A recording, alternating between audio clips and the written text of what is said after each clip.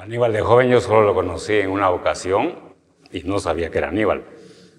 Resulta que un grupo de muchachos de artes plásticas llegaron a mi estudio y ellos estaban en complot para despedir al director.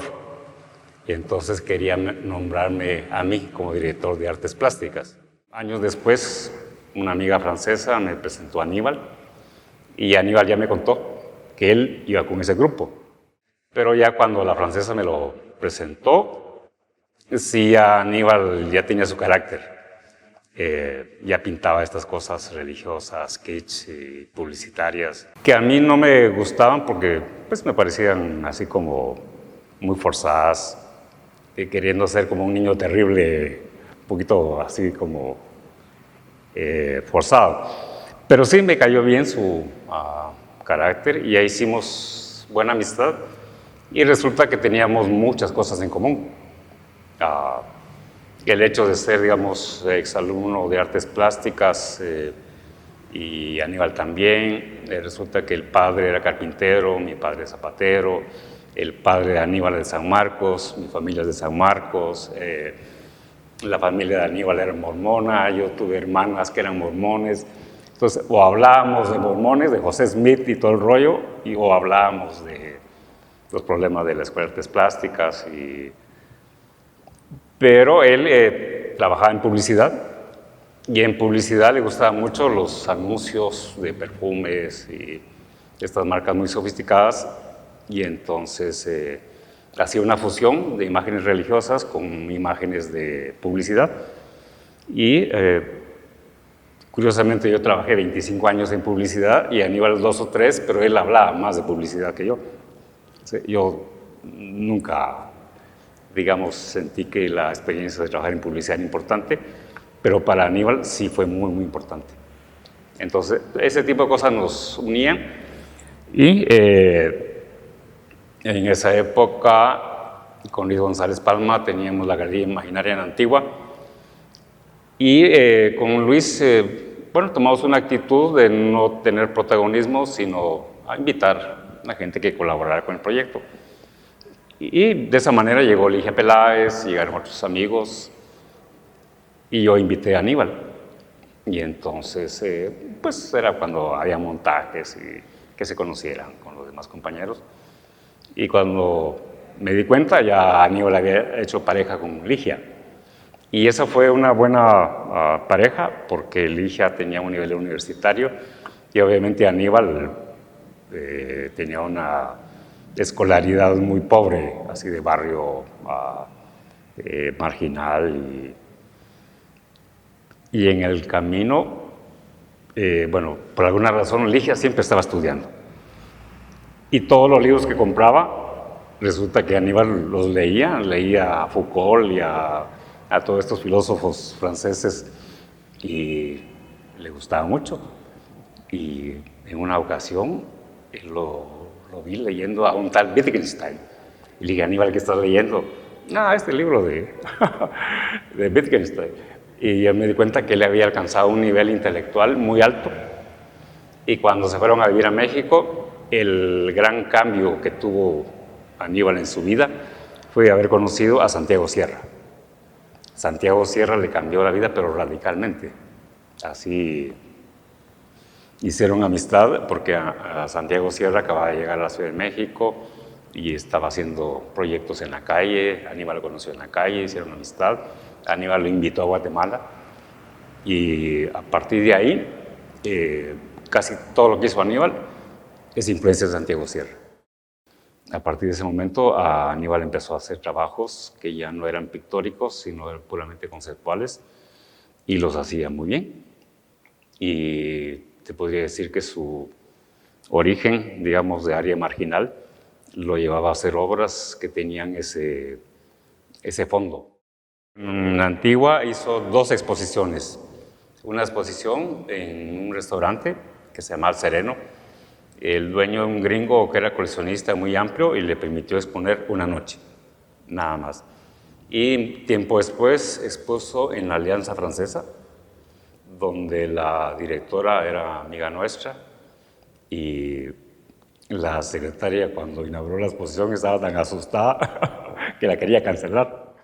En Sol de Río hizo una exposición, ya cuando era más, digamos, conocido, y decoró la galería como si fuera un prostíbulo, sí, con cortina roja, sí, buscó música así apropiada del prostíbulo, y era el acontecimiento, nada más.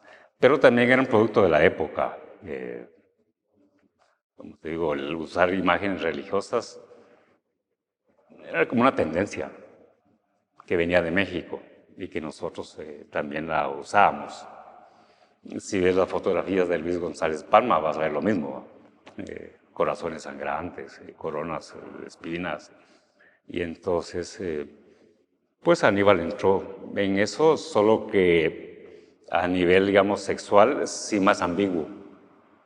Y lo hizo por joder, porque no tenía ninguna finalidad. Él no era católico, no era religioso. Su coraje sí me gustaba mucho, que se atreviera a hacer esas cosas. Y siempre tuvo como valor y nunca pretendió como un reconocimiento. O de repente sí, porque en una ocasión en la casa de Luis González Palma, lo voy a contar con un detalle, una amiga artista lo vio llorando y entonces dijo, ¿qué te pasa, Aníbal? Es que todos tienen éxito menos yo.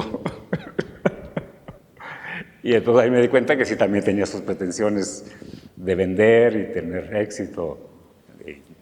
Pero aparte de eso, si hubiera tenido mucha plata, se la gasta en 2 días. No era su idea como de acumular fortuna ni tener un buen nivel de vida. Entre el montón de cosas que hablábamos, cómo desapareció durante varios años del país y me dijo que se había ido de mojado a los Estados Unidos y que había pasado por el río Grande y que llegó a unos pueblos así como desolados de Texas y que ahí lo encañonaron, que pensó que le iban a hacer algo, pero que al final no le hicieron nada y siguió camino y haciendo trabajitos por ahí hasta que llegó a Utah. En Utah sí tenía parientes que le dieron hospedaje y como la familia pues seguía siendo mormona, entonces él posiblemente fue con la intención de estudiar arte, pero en Utah no hay escuelas de arte. Los mormones no pintan. Y entonces, en una venta de libros usados, compró varios libros de impresionistas. Y empezó a pintar estilo impresionista y lo hacía bien, y por eso que en la cafetería Peñalba, Aníbal me dijo que eran cuadros de él y que no es que estuvieran a la venta, sino que él le pagaba al señor de la cafetería lo que consumía con esos cuadros. Creo que fue Alejandro Paz el que me contó que cuando Aníbal caminaba por el bosque de Chapultepec, empezó a hacer apuntes de árboles. Y luego cuando vino de regreso a Guatemala, caminando por la Avenida de la Reforma, siguió. Pero eran árboles que no tenían ningún sentido, digamos, estructurales, anatómicos, que se pudieran identificar, sino eran como esquemas de árboles. Y en la casa de Belia de Vico vi unos dibujos, acuarela, realmente malos, pero bien se notaba que había una idea detrás de eso. El que fueran muy simples, el que fueran como casi hechos por su hijo. Uno ya sabía que detrás de eso Aníbal tenía ya una idea conceptual y que el árbol representaba ya algo más. En el funeral de Aníbal fue sorprendente porque habían poetas que leían sus poesías y después del grupo de poetas intervenía un coro de mormones. Y era algo así sorprendente porque pensábamos que él incluso se había retirado de la iglesia mormona. Pero luego ya me contaron que no, que en sus últimos años más bien tuvo un acercamiento para llevar a sus hijos a que tuvieran una participación religiosa. Y los mormones acompañaron en el funeral, cantando cosas de las que cantan ellos, ¿verdad?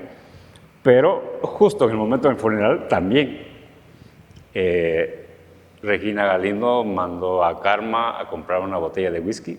Yo la acompañé y justo cuando iban a meter el féretro, Regina Galindo agarró la botella de whisky y empezó a tirársela a ataúd. Y en eso estaba cuando los mormones aparecen de nuevo cantando. Y entonces se me hizo como una confusión así como surrealista de alguien que parecía que la religión no le importaba, pero sí le importaba. Y Aníbal tenía un poco eso, que por un lado te quería dar la idea de que nada le importaba, pero sí le importaba, imagino que creía en Dios. La conexión, digamos, lumpen, pueblerina, nos hacía como ver las cosas trágicas como anécdotas. Hay otra anécdota de estas. Eso me lo contó Ronald Morán, un artista salvadoreño. Me dijo que Aníbal, estando en, no sé si en Turín, Milán, tenía una galería, y un fin de semana los llevaron a una casa de campo y ya de regreso en el carro presenciaron un choque, que un carro atropelló a una moto. Y los italianos que iban con ellos estaban impresionados. Y Aníbal dijo, eso no es nada. En Guatemala sí se dan de vergazos. Pero era el típico como gesto